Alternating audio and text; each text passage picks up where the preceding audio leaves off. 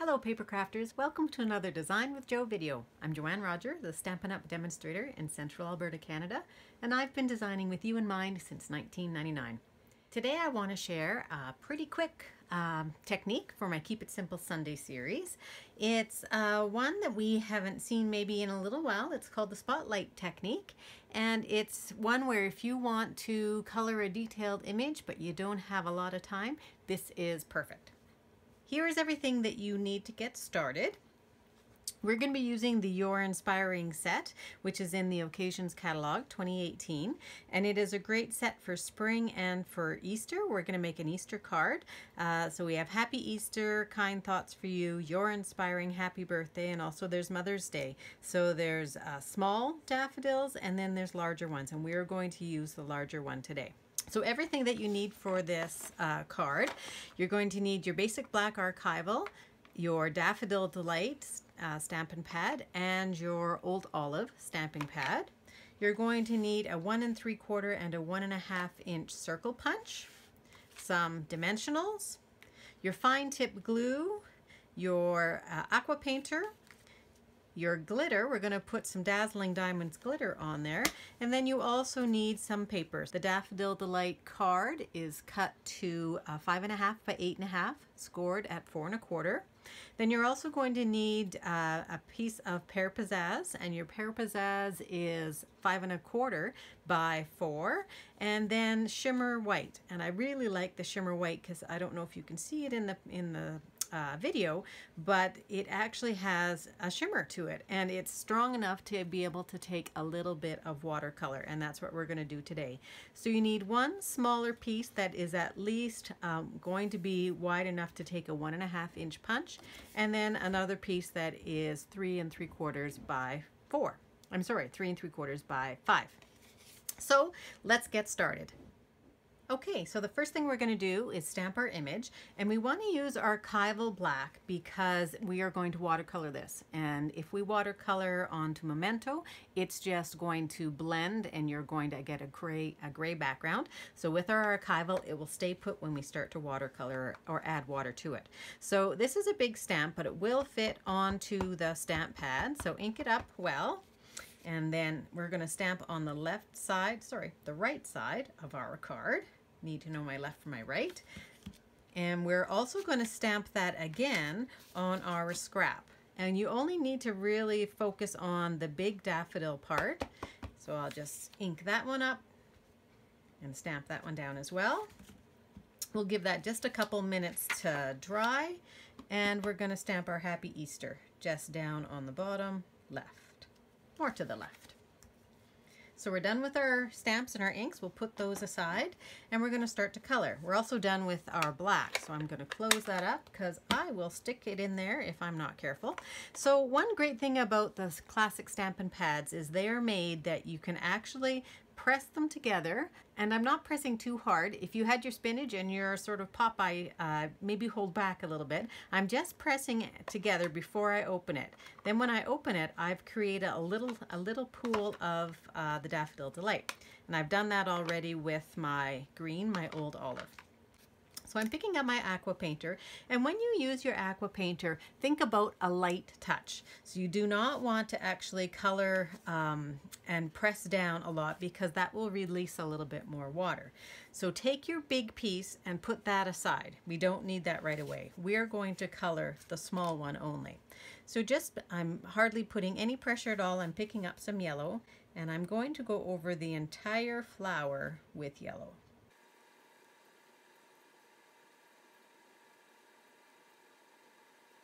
Now that I've gone over the entire flower, I want to get rid of a little bit of my yellow here, and I'm just going to put it right onto my grid paper until it goes and is clear. Now I'm going to pick up a little bit of the green. We're using Old Olive because I want it to stand out once once it gets a little bit watery.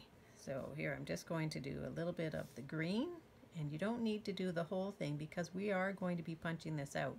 Because we're watercoloring, you don't need to be so worried about staying within your lines. Some of the charm of watercolor is that it actually has a very free look. It maybe is a little bit inside the lines. There might be a little bit of white showing. So just give yourself a little bit of color everywhere. The Old Olive is a perfect complement to the Pear Pizzazz. Really, I think the Pear Pizzazz is like one shade lighter. So now that I've got a little bit of green on there, I want to go back in with my yellow and darken up some of the spots where I can see the details are. So where this stamp is, you can see that there are lines. And so I'm just going to get the green off my aqua painter, and I'm going to go in and pick up a little bit more yellow, and where those lines are, I'm going to give a little bit more of the yellow, and it's going to act and give some shading to our image to make it look more realistic. So I'm not putting very much pressure at all onto my paper or my aqua painter. I'm just very, very lightly coloring it. And then again, just going to wipe off my aqua painter, and I'm done with the aqua painter for now. So lid on that, lid on these guys, and we're just going to let that dry for a minute and pull in our circle punches.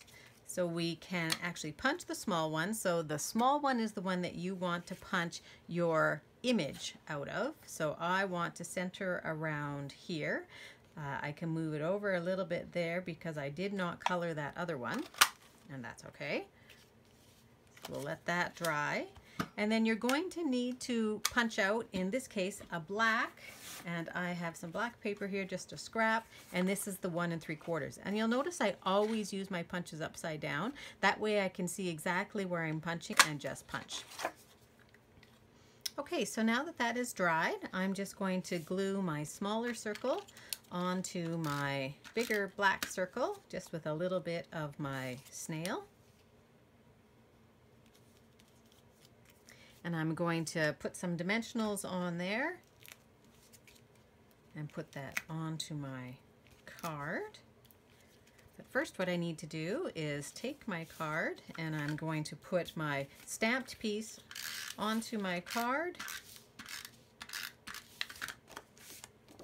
Make sure it's going the right way. I did that yesterday, the wrong way. Okay, get that down. And then what you're going to do is you're going to line up your spotlight. So here's your spotlight. You're going to line it up where this image is. So I can see that this line here is going to continue up there. I can see that this leaf is part of this leaf here, so I'm going to try and line those up, because then I can be pretty much assured that the rest of my image is going to be lined up. The very last thing we're going to do is we are going to put a little bit of glitter on, and our glitter comes like this, but I put it into a rubber container or a plastic container so that I have lots of room to work with. Be careful when you take the lid off. So another thing I'm going to do is I'm going to take my fine tip glue, and I'm just going to give myself just a tiny little bit of a squirt there. In fact, I'm not even sure that you can see it. Put that back on. And now I'm going to take an aqua painter that is dried, and sometimes your aqua painters release a little too much water. So this one I found was doing that. So I've retired him, and I'm using him to apply my glue. So I'm picking up just a very little bit of my glue, and I'm going to put that everywhere on my flower. Now, one of the things when you're doing this, you want to make sure that you clean off your aqua painter almost as soon as you're done. And after I'm done this video, that's exactly what I'm going to do, because it will actually glue together the bristles, and we don't want that. And then I just take my Dazzling Diamonds and sprinkle it over top, and it will stick to wherever the glue is. I give a really good flick on the back to remove any of the excess glitter, and there you have your card. I hope you enjoyed this project. If you do, please like it below and subscribe to my YouTube channel for more great ideas. And if you live in Canada and you don't currently have a Stampin' Up! Demonstrator, I would love to be your gal. Also, check out my blog at www.designwithjo.ca. I post regularly, and I would love to have you join in. Thanks, and have a great day.